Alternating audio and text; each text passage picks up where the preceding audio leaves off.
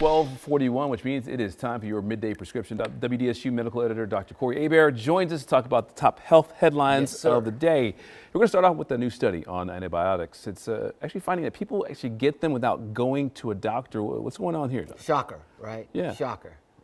Well, basically, what we found is that people are getting antibiotics and they are getting the medicines from their friends, and the doctors are actually not prescribing them. They're getting them for diseases that are not infections. So we got to think about how this is happening. So the Centers for Medicaid and Medicare actually did a study, and the study actually looked at 45% of antibiotic prescriptions written over an extended period of time, a 10-year period of time.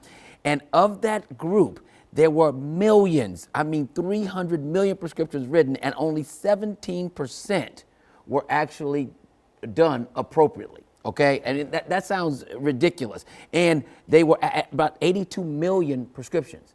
82 million were written inappropriately.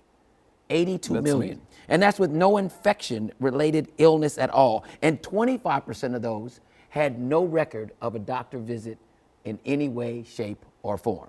Now think about that. Now America, we are one of the highest prescribers in the world, about 800 prescriptions per 1,000 people. That's one of the highest in the world, once again. And the problem is that as you go to the doctor, you pressure your doctor to give you antibiotics because you theoretically feel like, oh, I have a cold, I need to, get an antibiotic. But colds don't need antibiotics, okay? Just remember that. And don't ask doctors for a Z-Pack.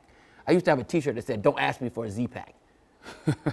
Because people think that that's the cure-all for everything. Right, but so is that a patient side problem or is it a doctor side problem? It's both. Yeah. It's both, because if you can't actually, if you go to the doctor and then the doctor doesn't give you what you want, then you go find another doctor and the doctor gets upset. Gotcha. It takes me 5 seconds to write a prescription and 2 hours to explain to you why you don't need it. Gotcha. So sometimes doctors do that. Doctors don't do that. People don't pressure. Okay? There you go. Don't pressure them. Next topic, Doc. Heart disease, actually #1 killer for women out there, but most people don't realize that. Yes, we have a lot of people wearing a lot of pink, okay? And I really appreciate the Susan Komen Foundation because breast cancer is a big killer of women.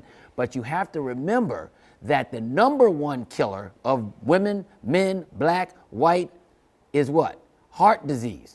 Heart disease. So a recent study was done by the Cleveland Clinic, and they actually looked at what people think when asked about the leading cause of death. And most people thought that it was breast cancer or prostate cancer. But really, millennials were even worse because they thought that it was 20% of the time, they thought it was something else. You know what I'm saying? So basically, for all practical purposes, heart disease is preventable 90% of the time.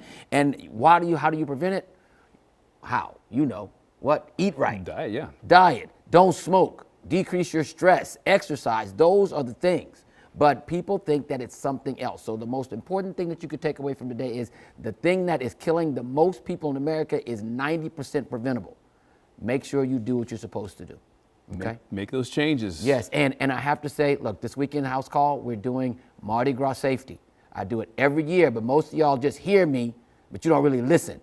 You have to listen, especially with all the thing that happened last night. You have to listen to, because this is a very, very serious thing, and it can be very dangerous. So please watch the house call this weekend. Will do. All right, Doctor, thank you for joining us.